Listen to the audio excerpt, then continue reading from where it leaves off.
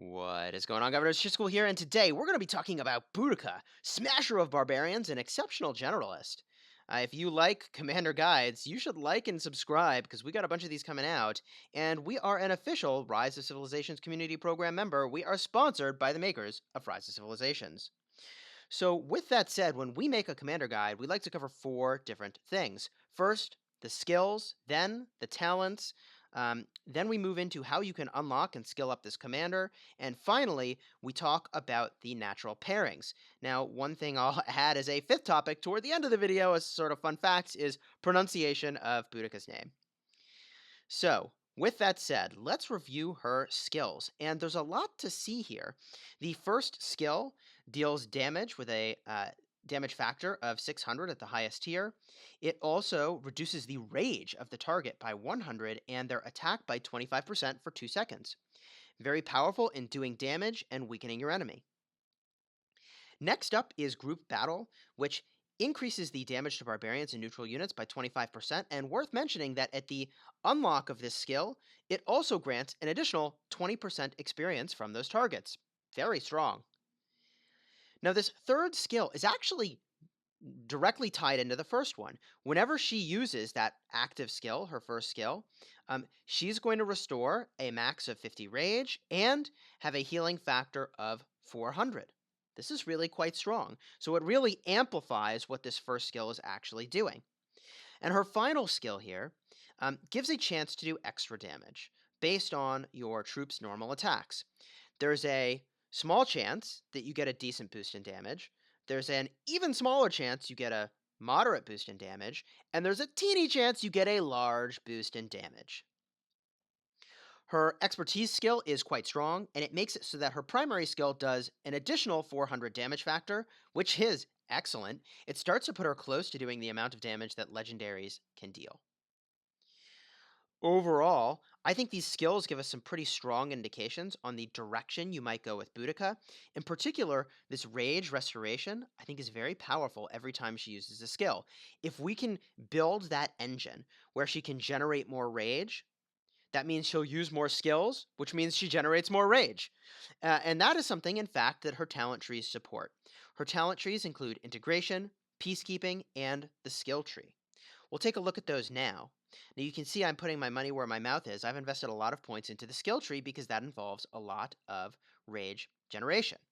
In general, the peacekeeping tree has some amount of damage to barbarians and neutral units, as well as utility talents.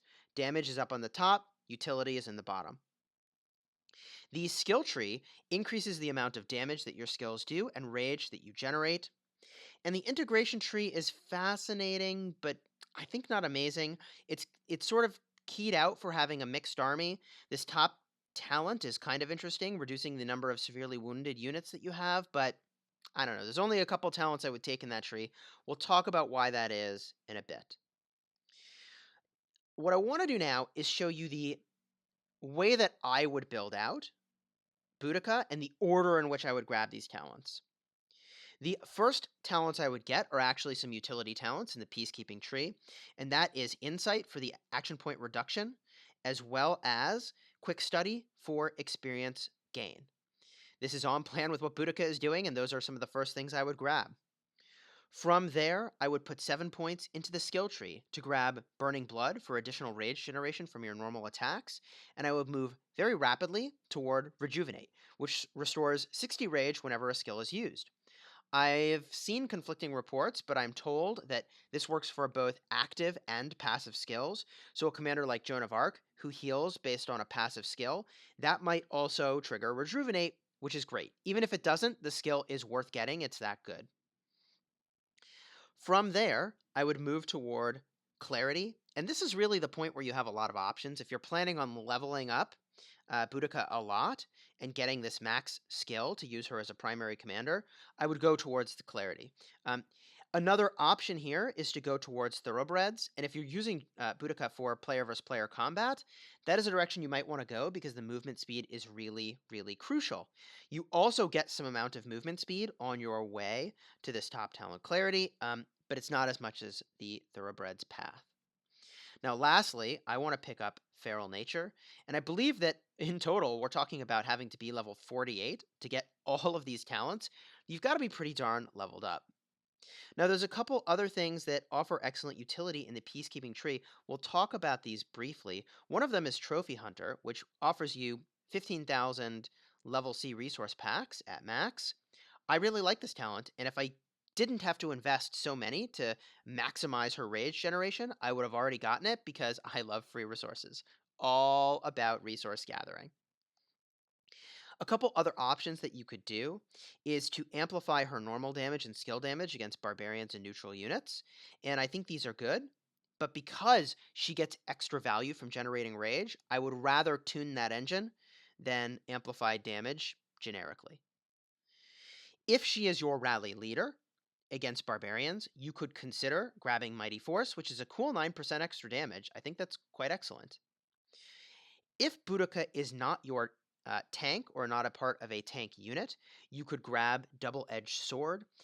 This is good when you're not taking the skill damage from the enemy. And lastly, Curing Chant I would avoid entirely. Even if you're going into the Peacekeeping tree in full, it's just not strong enough to be worth picking up. I would rather pick up talents that do more damage so that I don't have to heal as many troops, so I have less severely wounded units, than do something that helps me after the fact. I haven't found a way to make this good, and I've tried really hard. Now, there's some other talents you can pick up off to the side here, including Latent Power, which enhances additional skill damage by some percentage. When it says additional skill damage, this one over here, Naked Rage, increases all skill damage. So it could be that this only works when you have something that's giving you additional skill damage, like um, I don't know, Clarity over here. That's giving you additional skill damage for a short period of time as a buff. If you know exactly how that works in the comments, please do let me know. The very last talent I would pick up, and honestly, like I think you get way more utility from the peacekeeping tree. So this is like, I don't know, if for some reason you think peacekeeping's not for you and you want to make the unit slightly more tanky, you could go for Call of the Pack, which makes it so that if you had all infantry, when that army is less than 50% strength, you get some defense boost to the infantry. I really would stick with Peacekeeping and Skill Tree over doing anything in that integration tree, the way that it's currently laid out. With all of that said, how exactly do you unlock Boudica? The answer is from all of the usual places. You can get her from the tavern, you can get her from the expedition, and you can use universal sculptures to skill her up and unlock her. And so she's easy to get, which I think is excellent. Truly excellent. The last major topic that we typically cover in these videos is the pairings. And there are a bunch of pairings that are really quite strong for Boudica. Now, obviously, I like to err towards commanders that do extra damage to barbarians and benefit from having a lot of extra rage generation. Commanders that fall in that category include Lohar, Cao Cao, Minamoto, because all of them do extra damage to barbarians. Um, Also, there's some synergy around rage generation with Joan of Arc, because she also helps a unit generate extra rage. There's a little bit of anti-synergy there because um, if you're using Boudica as the primary commander, she is going to have some amount of skills that help you deal extra damage from skills, and that's not going to do anything with Joan of Arc. Um, she's good with Kusunoki. She's good with Scipio for a little bit of extra tankiness if that's a direction that you want to go.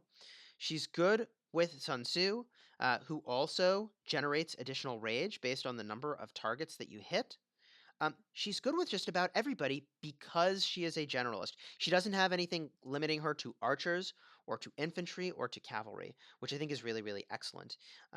She is good in most situations, which is why she is one of the commanders that I personally am choosing to focus on. In fact, I'm going to get her expertise skill really as soon as I can at this point. It's also kind of worth mentioning that one tactic often used with Boudica is to send her as the primary commander and an AoE damage dealer as the secondary, such as Kusunoki and Sun Tzu, when you're out hunting barbarians. And if you can find a bunch of barbarians tightly packed together, when you do that AoE damage, it will hit all of them and they will start attacking you. And at that point, if you camp your unit, They will defend themselves against those barbarians, and you don't have to use action points to actually get the value there from beating all of those barbarians. And one thing I've seen, and I don't know if they've changed this yet, but I noticed that when I was camping my units before, I would not get the resources from Trophy Hunter. So you might want to double check that you actually are, in fact, getting those if you care about that before camping the army. It's worth mentioning, by the way, that a really insane pairing with Boudica is to combine Lohar and, well, Lohar as the primary with her as the secondary. I've got an entire video about that, and I've been talking about it a lot, so I won't say more now. But you should check out the card to see with this thing that I'm calling rage tanking. You might also call it heal tanking. It's pretty powerful as a combination. The final thing I wanted to talk about is how you pronounce her name, which seems silly, but actually I've done some research and it's a kind of a complex matter. One way to pronounce it is Boudica with hard C. The other way that I've seen it pronounced is Boadicea. And if you travel through history, it turns out that the way that the C was pronounced was either as a soft C, Boadicea, or a hard C, Boudica. And I watched a 15-minute video on the history of that. Link in the description because it was awesome. Is it Scipio or Scipio?